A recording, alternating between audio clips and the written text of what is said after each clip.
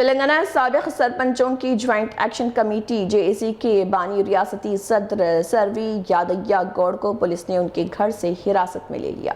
ये वाकया यदाद्री भोंगिर जिले के नारायणपुर मंडल में पेश आया। पुलिस कार्रवाई उस वक्त की गई जब यादయ్య गौड़ साबिक सरपंचों के ज़र-ए-इल्तवा बिलों के मसले पर वज़ीर आला रेवंत रेड्डी को एक याददाश्त पेश करने जा रहे थे।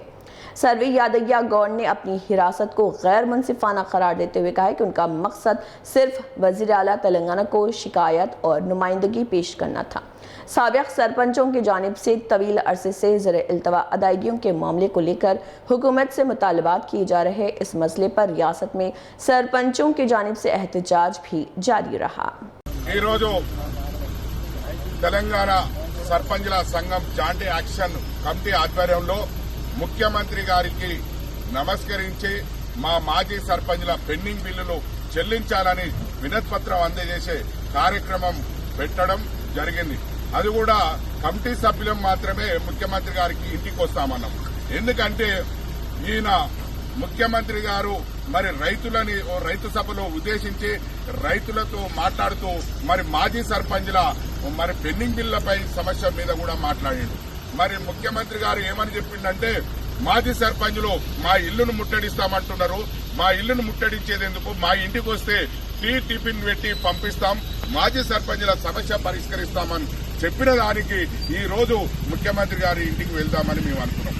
వెళ్దామనుకుంటే వరకల్లా పొద్దున లేవంగానే మా ఇంటి ముంగట పోలీసులను పెట్టి మాతోని నిర్బంధించి మమ్మల్ని అరెస్ట్ చేస్తున్నారు। మరి ఇదెక్కడి ప్రజాపాలన, ఇదెక్కడి ప్రభుత్వము? మరి ముఖ్యమంత్రి గారు చెప్పిన మాటలకు కూడా కట్టుబడి లేకపోవడం ఎంతవరకు అన్యాయం? మరి 31 నెలలుగా మాజీ సర్పంచులు బిల్లులు కావాలని మరి ముఖ్యమంత్రి గారిని అనేక విధాలుగా మరి వేడుకుంటున్నారు। మరి మీకు కోరుతున్నా గానీ మా బిల్లులు ఇవ్వకుండా మా మీద కక్ష సాధింపు చేయడం ఇది సరైనది కాదు। మరి అది గత ప్రభుత్వంలో కేసీఆర్ హయాంలో చేసిన ప్రభుత్వం పనులే ఉన్నాయి కానీ ఇప్పటికీ మరి ఇప్పుడు కూడా కొత్తగా అయిన సర్పంచులు మరి దాదాపు 6 నెలలు అవుతున్నది। గ్రామ పంచాయతీలకు స్టేట్ ఫైనాన్స్ నుంచి కూడా ఒక చిల్లి గవ్వ కూడా చెల్లించలేదు। అదేవిధంగా మాజీ సర్పంచులకు రావాల్సిన ఎస్ఎఫ్సీ నుంచి 350 కోట్లు రిలీజ్ చేస్తే మరి మాజీ సర్పంచులకు బిల్లులన్నీ చెల్లించినట్టుంటది। ముఖ్యమంత్రి గారు గ్రహించి మా మాజీ సర్పంచుల పెండింగ్ బిల్లులు చెల్లించి మాకు న్యాయం చేయాలి।